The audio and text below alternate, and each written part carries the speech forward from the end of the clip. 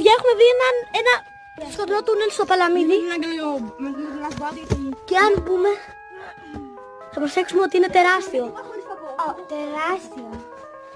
Μπρο, έχουμε και έναν φακό εδώ. Έχω εγώ το μεγάλο του Άγγελ, πάμε. Αυτός εδώ. Είμαστε μαζί με τη Μελ Gamer. Και δεν πάτε εκεί. Παιδιά, μπαίνουν φουλ άνθρωποι όπως βλέπετε. Πάμε. Πολύ μεγάλος. Πάμε. Έλα να δείξει εδώ. Πάμε από εδώ, παιδιά. Βλέπουμε από τα μικρά τέτοια. Το μακροδάκι μου έχετε παρακαλώ. Βλέπουμε κάπου από εδώ που δεν ξέρουμε ακριβώς τι είναι. Και πάμε κι άλλο πάνω. Είναι παλιά χρόνια. Ναι, είναι αρχαίο, παιδιά. Εδώ το δείξει. Είναι στο ναύλιο στο Παλαμίδι. Πάμε έξω. Από εδώ πάμε, παιδιά, ναι. Κατευθείαν. Τρέχουμε. Και βγαίνουμε από εδώ. Και όπως βλέπετε είχε full σκουλίκια.